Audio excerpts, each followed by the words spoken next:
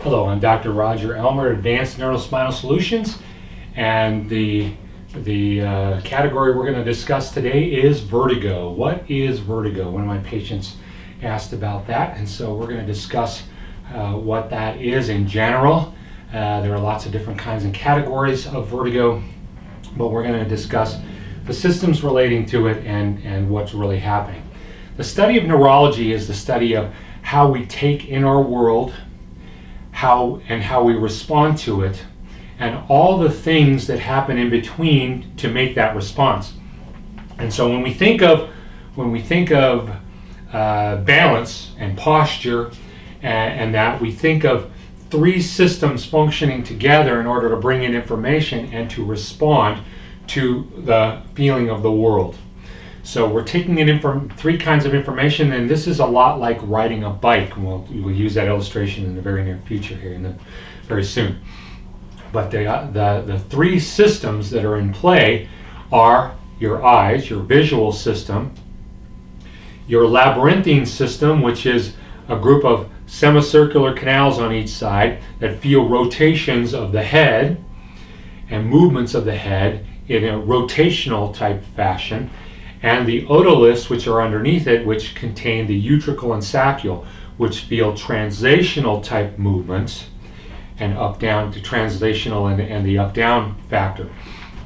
It also experiences that feeling of gravity, being pulled down, sucked into your shoes. And the third system that we're dealing with is your proprioceptive system, which means your body sense.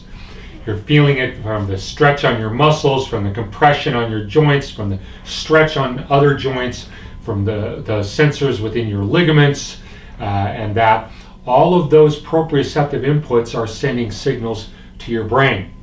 And it's collating all that information in two little sets of nuclei, one on each side, four little nuclei within the medulla, called the vestibular nuclei. And so these are receiving information about your world, and they are moderating responses, particularly what we call reflexogenic responses, which means, hey, if I'm going to fall over, I got to sense it and respond to it right now, really fast. Those are the systems that are in play, and they're wired to response. And so there's some of the hottest, fastest reflexes that you have. They are the fastest nerves that you have, within your nervous system. When we have information that goes against what we know about our world or about ourselves, we get what we call a sensory mismatch. That sensory mismatch is given to us in the feeling of what we call vertigo. It can be a spinning, it can be a floating, it can be a feeling of disconcertingness, and that makes it so that we don't have control of those reflexes that give us posture and balance from a involuntary point of view, and it makes it more difficult for us to voluntarily move around in our world safely without falling over and hurting ourselves.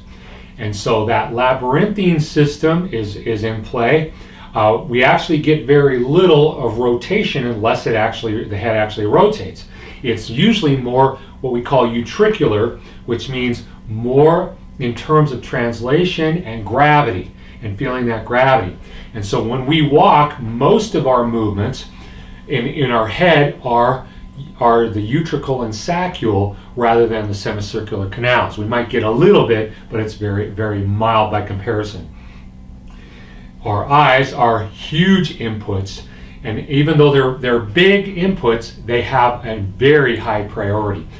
And many people, especially in the older generations, rely solely on that because they're losing their involuntary nervous system, and because they're losing it, they have to rely upon their eyes for it.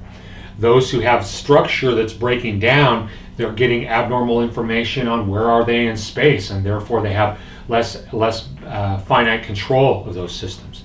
But the concept of vertigo is that I'm not I'm not perceiving my world or myself in it correctly, and it gives me a sensory mismatch. Now, this is what roller coasters do, right? You pay to go on a roller coaster, and they get your body whipping in one direction, and your head whipping in another direction, and your eyes going in another direction, and because of all that sensory mismatch, you get feelings. For me, it's horror. For others, they love it, right? It's an exhilarating feeling. Same feeling, but some people like it. Well, that is a sensory mismatch, and you actually pay them to create that effect. Well, some people have that all the time. They never get away from it, and that is usually a feeling of horror.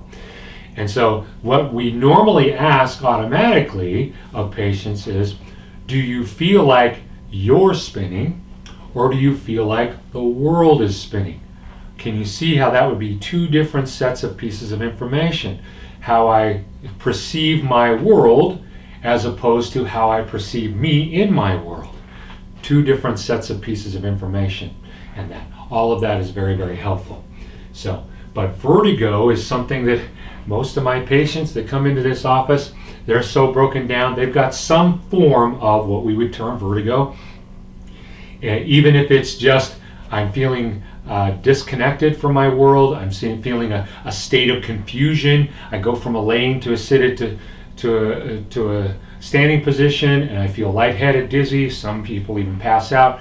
We call that Ragland's sign, and that because of a change in blood flow to the brain and all that. But it gives them that sense of disconcerting nature and feeling of my world is different, or I'm different in my world, and that. And those are the kinds of factors we work with to change those factors to work with those systems. And now here's how we do it. Remember the bike. The bike is three systems, right? Pressure on the handlebars, pressure on the pedals, and balance. Now, if I have problems with pressure on the pedals, I'm going to get off the bike, and we're going to do some things that test the different components of pressure on the pedals and find out why I'm weak. And then we're going to find that, once we found it, we're going to work with that. And then we're going to say, oh, I'm getting stronger at that. So then we're going to retest it. Hey, I am getting stronger. Now we're going to put back on the bike.